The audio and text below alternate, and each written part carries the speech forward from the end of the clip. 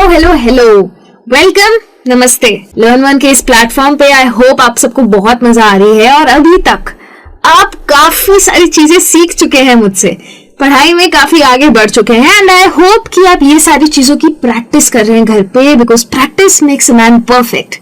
Women को भी perfect कर देता है वैसे, तो प्रैक्टिस जरूर कीजिएगा। पिछली क्लास में मैंने आपसे बात की थी कॉन्सोनेंटल साउंड्स की, यानी कि कॉन्सोनेंट्स की। उससे पहले मैंने आपसे वावल्स डिस्कस किए थे, जिसमें मोनोप्थोंग्स की बात की थी, डिप्थोंग्स की बात की थी, और उसके बाद हम कॉन्सोनेंट्स पे आए थे। तो मैंने इंग्लिश में जितने साउंड्स हैं उन सब से आपको इंट्रोड्यूस करवा दिया था। लेकिन अभी भी मैं जानती हूं कि इंग्लिश में, क्योंकि English is a funny language ना, तो इंग्लिश में ऐसे बहुत सारे साउंड्स हैं जो अभी भी हम थोड़ा मुश्किल से बोल पाते हैं। इंडियंस को काफी दिक्कत आती है इन साउंड्स में, क्योंकि काफी साउंड्स ऐसे होते हैं जो शायद हमारी भाषा में ना हो। तो आज की क्लास में मैं उनमें से कुछ कॉमन साउंड्स लेने वाली हूँ और आपके प्रॉब्लम को सॉल्व करने वाली हूँ। तो इसके बाद आपका प्रोनाउंसिएशन तो परफेक्ट हो ही जाने वाला है। बट पहले तो ये जान लेते हैं कि ये सब होता क्यों है। इंग्लिश में एक चीज तो कंफर्म है कि लिखते कुछ और है और बोलते कुछ और है। उन भाषाओं में से एक है इंग्लिश। काफी सारे वर्ड्स अच्छे भी है, इंग्लिश हमारी इंटरनेशनल लैंग्वेज है तो इतनी बुराई नहीं करनी चाहिए, पर काफी सारे वर्ड्स उसके अच्छे भी है, जैसे लिखे जाते हैं वैसे ही बोले जाते हैं। लेकिन कुछ वर्ड्स जैसे कि कर्नल ले लो फॉर एग्जाम्पल, उसका स्पेलिंग क्या है पता है? COLONEL। अब अगर ये पेपर पे लिखा होगा तो आप कैसे पढ़ोगे? कोलोनल नहीं, इसका प्रोनाउंसिएशन है कर्नल। तो इसमें स्पेलिंग में तो आर है ही नहीं, लेकिन बोलते वक्त हम आर यूज करते हैं। तो कुछ चीजें ऐसी हैं इंग्लिश में जिसका लॉजिक है, और कुछ चीजें हैं जिसका ब्लेम हम डालने वाले हैं हिस्ट्री पे। तो सबसे पहले तो आपका मेन सवाल आंसर करती हूँ कि ये इंग्लिश वर्ड जैसे है क्यों, जो लिखते हैं वो क्यों नहीं बोलते। तो हुआ ये था कि इंग्लिश जो है ना वो इतनी चलती नहीं थी पहले। आज इसे इंटरनेशनल लैंग्वेज का दर्जा जरूर मिला है, लेकिन पहले जब ये नई नई आई थी तब इतनी नहीं चलती थी। उसका कारण है, पहले लैटिन और फ्रेंच ज्यादा चलती थी। फ्रेंच तो आज भी चलती है, लेकिन लैटिन इतनी नहीं चलती। जैसे इंडिया में हुआ था हिंदी के लिए, पहले चलती थी संस्कृत अच्छे लोगों के लिए, और जो नॉर्मल लोग थे वो लोग बोलते थे प्राकृत। प्राकृत से आई देवनागरी और देवनागरी से आई हमारी हिंदी। तो इंग्लिश का भी जन्म ना कुछ ऐसे ही हुआ है, इसीलिए इंग्लिश हिंदी काफी सेम है, भाई बहन जैसे हैं। तो इंग्लिश में क्या हुआ था कि पहले लैटिन थी, फ्रेंच थी, तो लोग इंग्लिश में बात नहीं करते थे। लेकिन उसके बाद धीरे धीरे राइटर्स आने लगे, इंग्लिश में लिखने लगे, और इसीलिए लोगों को इंग्लिश में मजा आने लगा, तो ज्यादातर लोग इंग्लिश में बात करने लग गए। पर तब बात करने के लिए, अपना इमोशन एक्सप्रेस करने के लिए वर्ड्स तो चाहिए। इंग्लिश के पास इतने थे नहीं। तो जैसे हम पड़ोसी से शक्कर मांगते हैं ना, वैसे ही इंग्लिश भी अपने आस पड़ोस की सारी भाषाओं के पास जाके वर्ड्स लेके आई। तो लैटिन से वर्ड्स लिए, जर्मन से लिए, स्पेनिश से लिए और फ्रेंच से भी लिए, बहुत सारी लैंग्वेजेस से लिए, कुछ कुछ वर्ड्स तो संस्कृत से भी लिए हैं। तो इंग्लिश ने किया ये कि उनके प्रोनाउंसिएशंस ले लिए और स्पेलिंग्स अपनी खुद की बनाने लग गए। तो तब कुछ फर्क आता था स्पेलिंग्स में, जो राइटर्स लिखते थे वही स्पेलिंग हो जाती थी। जैसे कि जनरल, तो तब जनरल की स्पेलिंग पता है क्या थी? GENERALL। आज की स्पेलिंग में डबल एल नहीं है, सिंगल एल है। तो ये सब चेंजेस होते गए धीरे धीरे, आज तक हो रहे हैं। लेकिन ज्यादातर वर्ड्स 16th सेंचुरी में फिक्स हो गए। फिक्स इसीलिए हुए क्योंकि आपके न्यूज़पेपर जो आप पढ़ते हैं उसका जन्म हुआ 16th सेंचुरी में, यानी कि प्रिंटिंग प्रेस आई थी, तो चीजें प्रिंट होने लगी, और जब वो कागज पे आ जाती है तब वो फिक्स हो जाती है। इसलिए वो चीज के बाद काफी सारी स्पेलिंग्स सेम रह गई और आज तक चलती है। इसका कारण है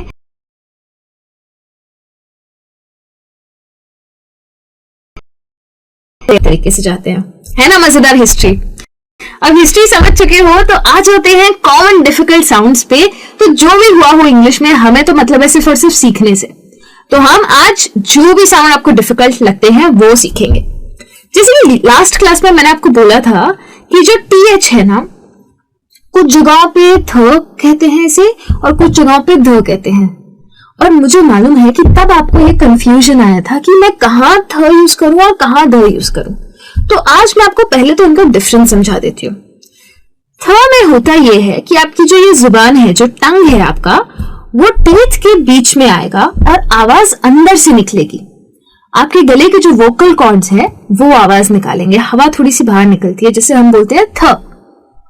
थ जब आप बोलेंगे तो थोड़ी सी हवा निकलेगी बाहर मुंह से।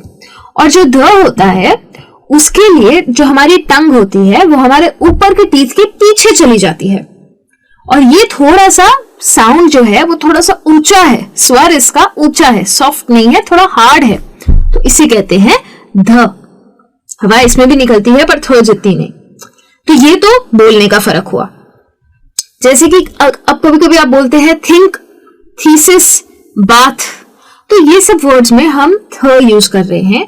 और काफी सारे ऐसे वर्ड्स होते हैं जैसे therefore, there, this, the, then, इसमें हम द यूज करते हैं।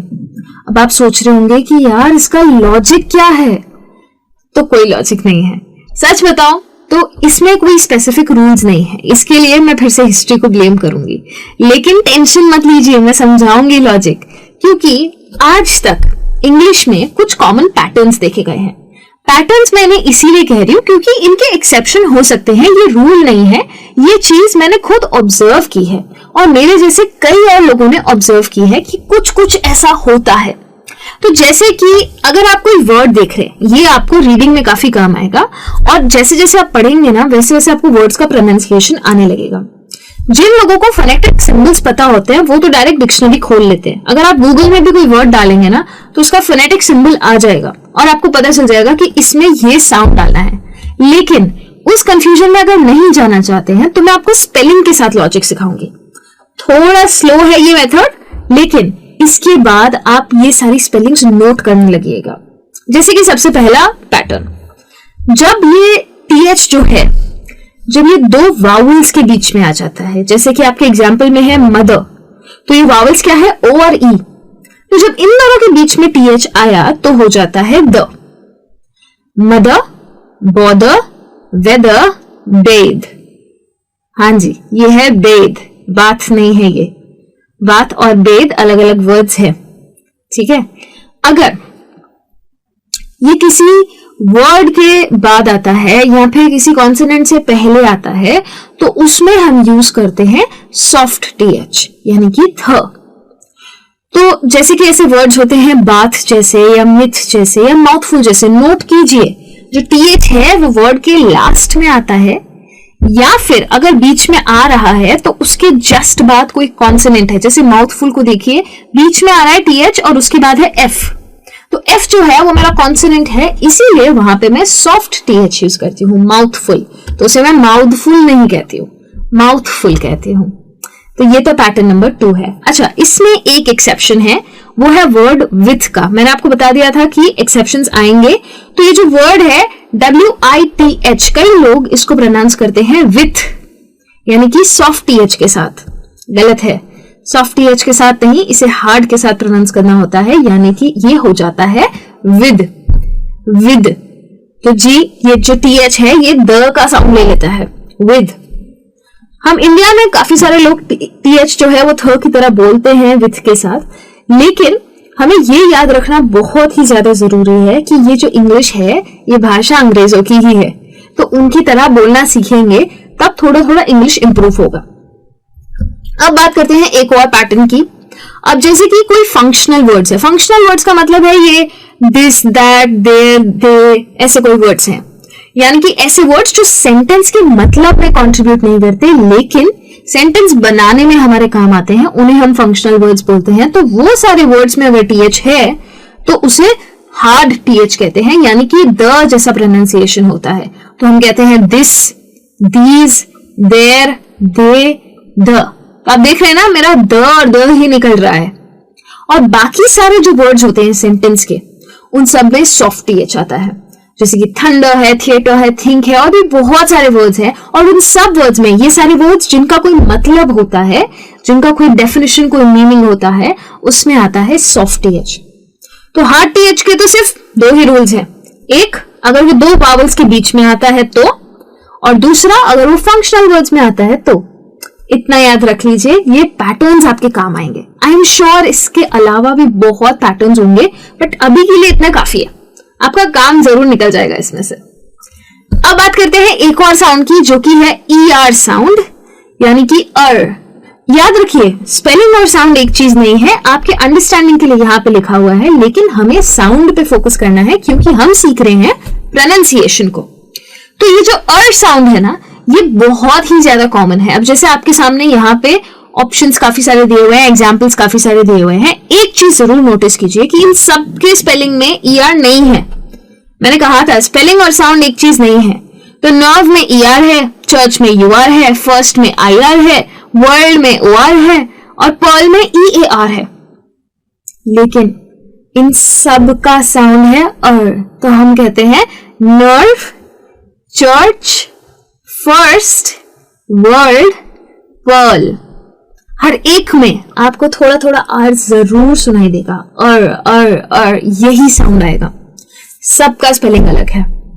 तो ये रूल को जरूर याद रखिएगा कि ये जो साउंड है, इसके साथ ये सारी स्पेलिंग्स जाते हैं। ER, IR, UR, OR और EAR, ये सब कुछ इसके साथ जाएगा। तो जब भी आप कोई वर्ड देखे तो आपको उसका साउंड का अंदाजा आ जाएगा। अगर ये दो साउंड्स आपको क्लियर है तो अब कुछ इजी साउंड्स पे भी बढ़ते हैं, जैसे कि है व। अब व साउंड तो बहुत इजी है, लेकिन चैलेंज ये है कि वह बोलना कहाँ है, क्योंकि काफी स्पेलिंग्स में वो होता है और हम बोल लेते हैं। तो अब आप सोचेंगे कि इसमें चैलेंज क्या है। जैसे कि नॉर्मल अगर वर्ड्स है, जैसे कि वैली है या नवंबर है, तो कहीं भी शुरू में या बीच में आया तो हमने उसको वो बोल दिया, तो इसमें कोई दिक्कत है ही नहीं।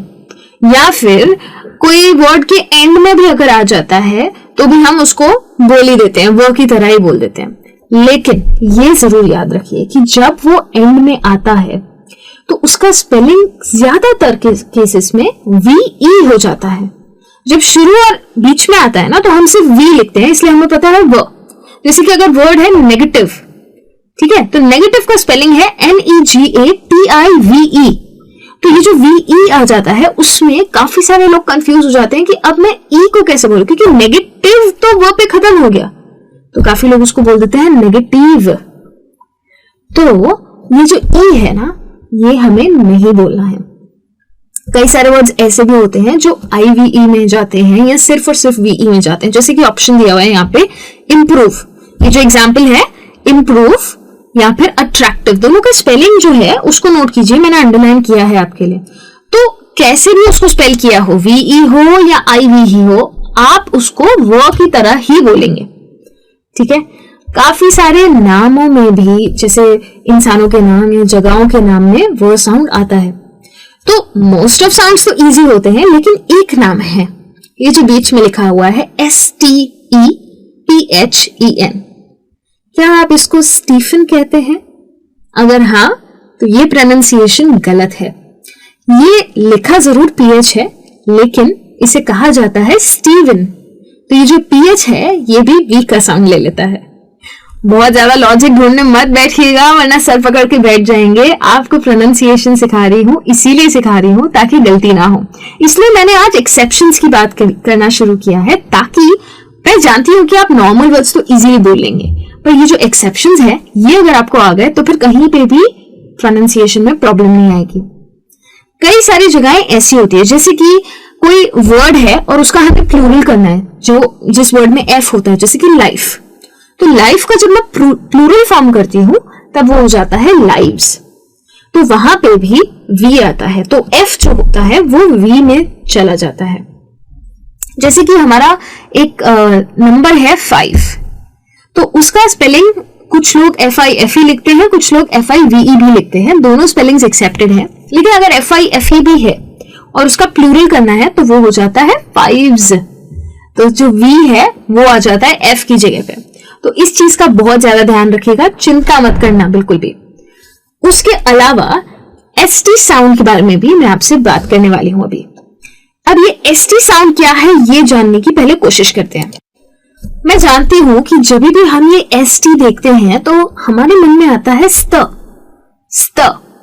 पर ये चीज का जरूर ध्यान रखिएगा कि इंग्लिश में त होता ही नहीं है, ट होता है इंग्लिश में। इसलिए ये जो ST का साउंड है, जो स्पेलिंग की मैं बात कर रही हूँ, उसका जो साउंड है वो है स्ट।